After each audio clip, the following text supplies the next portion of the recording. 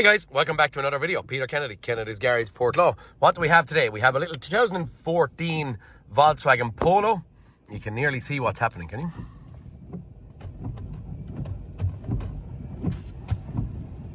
So even though our wiper is turned off, our wipers are still going.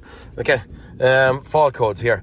We have nothing too exciting to be looking at. I'm going to get a little fast look at live data if we can see it anywhere clearer.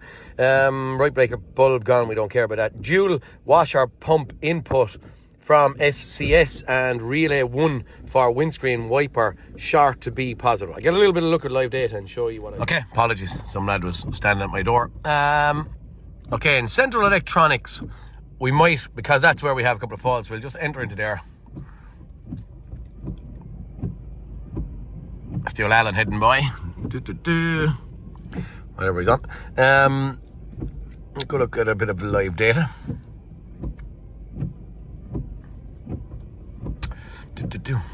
Okay. I'm reading switches maybe. Okay. We'll try that and we'll search for wiper. See what we see. Okay, that didn't work in here. What I'm going to do is I'm going to do a little bit of digging for live data on this, and then I should get you back on when you don't have to be flopping around with me on a scan tool. Okay, we've just been in here and I scrolled across and lo and behold, what did I see? Wiper system. Rear wiper, not worried about that. Front windscreen wiper. Okay, so I customize some of these, and once I customize them, we'll have a little look or see what I'm at. I think I've done this before in another video, but I'm just going to maybe show the replacement of the, it's going to be the switch that's going to be faulty. For anyone that's in a hurry to get to where you want to go, the switch is going to be faulty. I'm just going to show you some PIDs of what I'd look at to make sure our switch, or what ye can look at to make sure the switch is potentially faulty, all right? Okay, I tried putting up these wipers to stop them dragging on the actual windscreen for a bit of resistance, but the other one is hitting off the bonnet, so I'm not going to. I could have just opened the bonnet actually. If I opened the bonnet, maybe it might stop. There's an interesting concept. And we got it. No, it's on the other side. Just a thought process. Yay! Hey! Once we pull the bonnet, latch, it stops them operating. Now, I don't know. I can't make too much head or tail of these bits of live data PIDs that I have for the front wipers. So I'm going to suggest for ye nearly to ignore this crack. I had, when the bonnet was open, I had active, not active, active, not active position. Then I had not available, I think, when it was rotating. And then when it went to park position, it went to available or parked or something.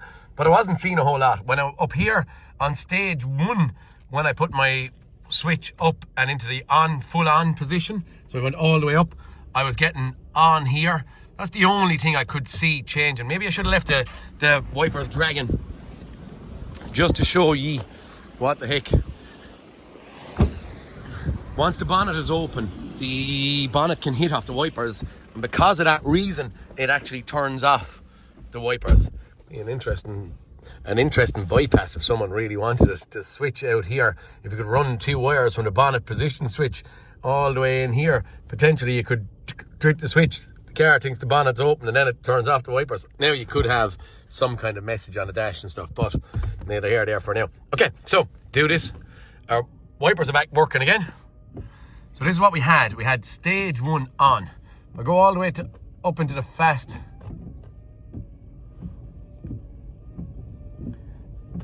There's no real change on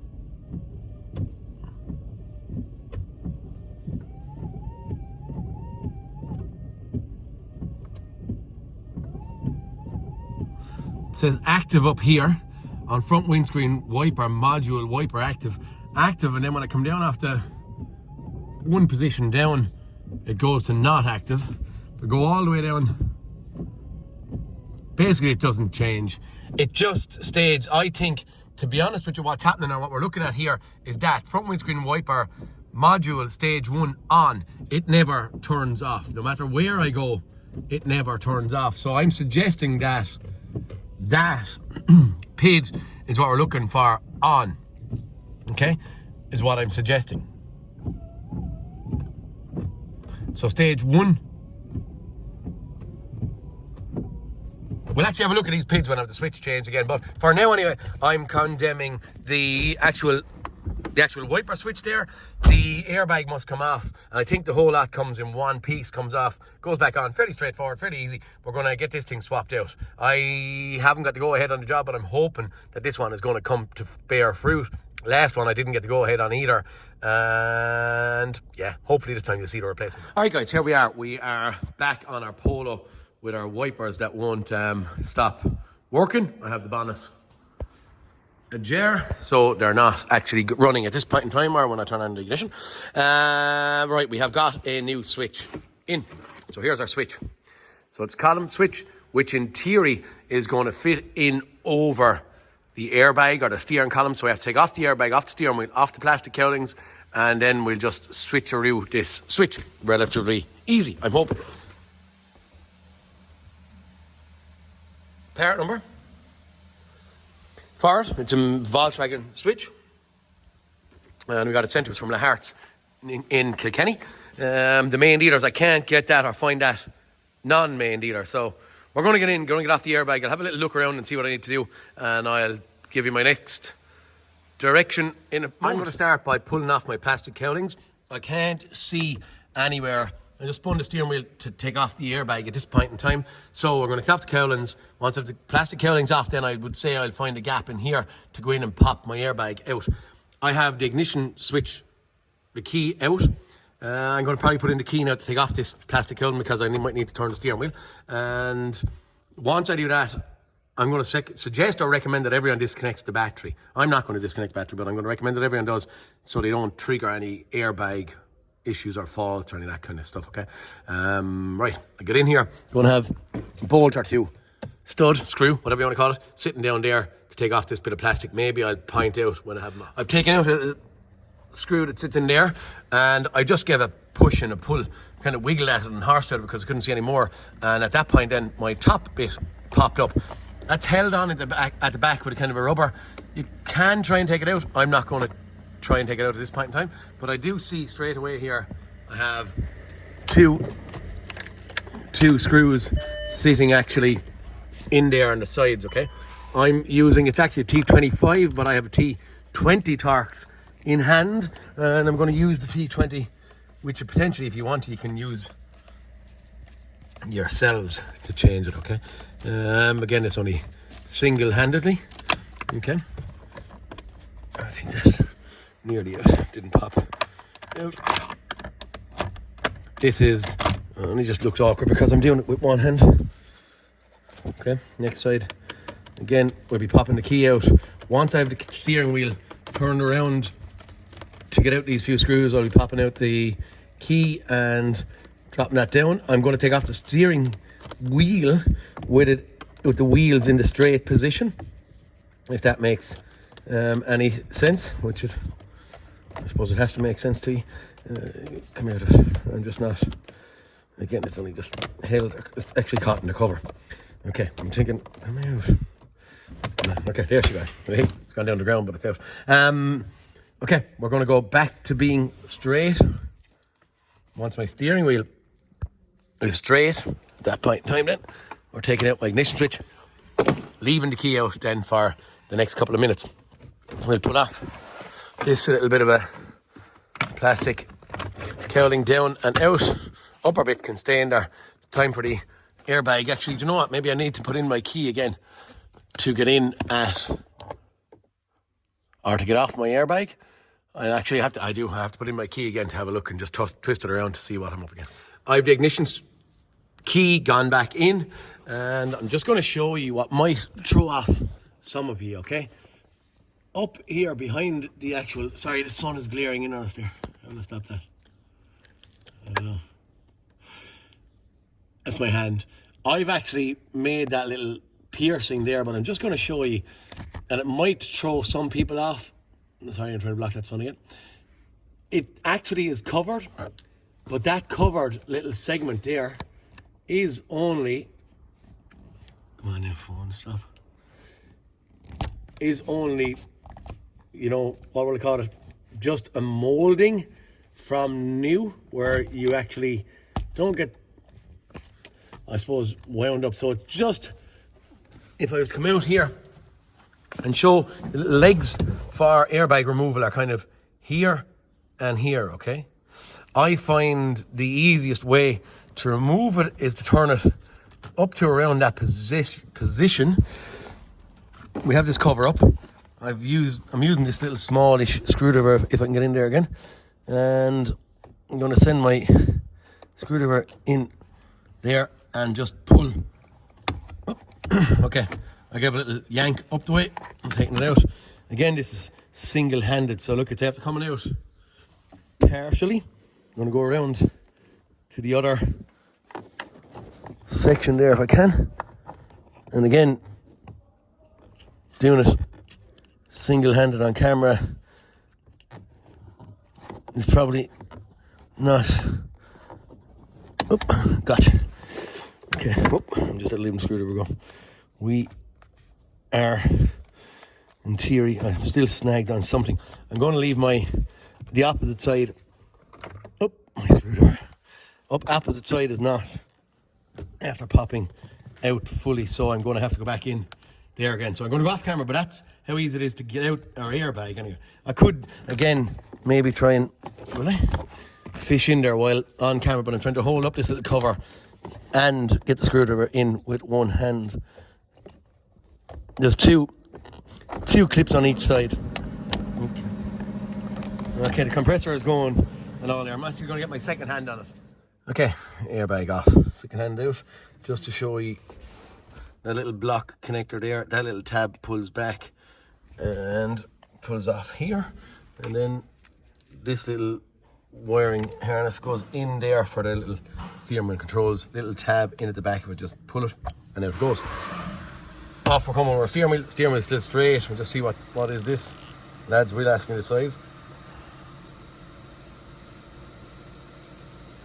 An M12 spline key, okay? I'm not even going to try, will I? I suppose if I'd done that, good luck, wouldn't it? I was going to try and stop the steering wheel and turn as all with my other hand. Okay. That takes off our little bolt that's holding on our steering wheel. There's an actual little marker in there to show the line up of the splines. They're pretty small and fine splines. Okay, that's that bit off. At this point in time, the only bit you have to be a little bit wary of, lads, is going to be that clock spring there. Do not turn that clock spring. Leave it in that position. Our switch is sitting there, and just from what I see, I'm going to suggest that potentially the clock spring is going to unbolt from there, there, and there. It would be nice if that thing wedged somewhere from out. That's what I'm going to suggest anyway. So I'm going to pull out these 2 or 3 and see will that clock spring just come straight out off of it. Okay? Those 3 little bolts taken out. I didn't even unplug the block connector. As I said, don't turn that thing. It's coming off. Once it's coming off, it is off. Now at that point in time then, we are getting down to, again, the nitty gritty of our switch. I don't know what holds on that switch, but if I pull up this and look at it, I'm surely going to see something. And do you know what? I'm actually not. So I don't know what's holding that. We'll figure out something there now in a moment. So where's she getting caught? All right. Okay, the back of the switch. Need a little small screwdriver or something. A toothpick or something again. Can you see in there? There's a little tab. Oh, there's one half of it. I don't know. You start to see that starting to move. I'm probably gonna have something similar up the top. Again, I don't see, so I'm gonna drop my camera and I'm gonna just have a little pull or plug and see what's holding in this thing. If it was a dog, it would have bit me right there. Same on this side. Okay, I just pushed it on there. I'm going to push that. Okay, so my switch is at this point starting to come up, and I have my block connectors for my loom to come off. There's one. Into the other side, probably need the same little toothpick. This is just this toothpick was in hand again. Okay. Press in that little tab. Go in. I see I have another one actually. I just can't get it in enough with my fingers. At this point, again with the... Okay, right, okay. I thought there was 2 block connectors on there. There's not. It's just a big long one. Our switch is there to do. Okay, lob him up there. Back here, where's my new switch? On the ground. Sit up. In she goes. This is all now being done with one, as I normally give out about, lads, being done with one hand. So anyone that's doing it, like, it's going to be relatively easy if you have a second hand and you're not holding a camera, as per se. Okay, in she goes. And there's a click. And that goes, tab goes. And we go to this side. In she goes. And she goes. Okay, time for our unmoved clock spring to go back up and back in. Alright, leave them sit there. I turn my 3 screws in the ground. We have 1, 2. That's actually what's holding on this clock spring, is a size 15 Torx screwdriver, relatively easily available anywhere. I'm going to drop the camera again because with the first time these screws are put in there, when I say tight, not tight, but you know, they're driving their own threads into plastic, so it'll be slow and you don't want me to see me doing this crack. So I'm going to do this look with all 3 of them, and then I'll pick it up again. Okay, at this point I'm going to throw on my plastic cowlings and stuff. I have a little plastic piece to go in there, don't forget that. A little bit to sit there on the ignition switch, and I'm going to sit my top piece down and back on with a couple of screws in here before I sit a steering wheel on. This is just under the reassembly process, kind of a little bit backwards to the way it's coming apart. So yeah, I'm going to fit that on, and then we'll start fitting back on our airbag. So I'll kind of and squeeze into this. Okay, steering wheel back up, on, and squeeze. And yes, time for us to sit in our airbags again. Again, I'll go off camera just to plug it in because it's a tiggly wiggly thing. I have done it numerous and multiple times, I suppose, on camera. Let's see if I can actually get it. Whoop. Or not, single-handedly. Not really. I'm going to suggest, look, I'm going to leave it go. I'm going to leave it going and plug it in a second. Okay, block connector gone in. I haven't actually sat in or on my airbag yet. It's only just resting there, dare we say. I'm going to go out, I'm going to close the bonnet and see if our wipers will work. Okay.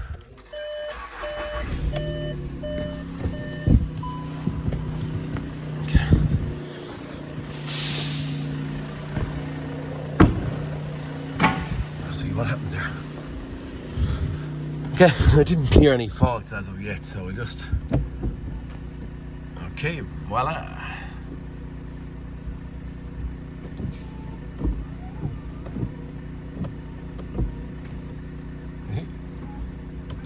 Back one. That's it, sir. We are in theory. We in theory are done. Our wipers are not working anymore. Might have a little fast look at live data and just see, because I have to do an oil change on this. Anyway, so we're a set of service lights, so I may as well do it. We can...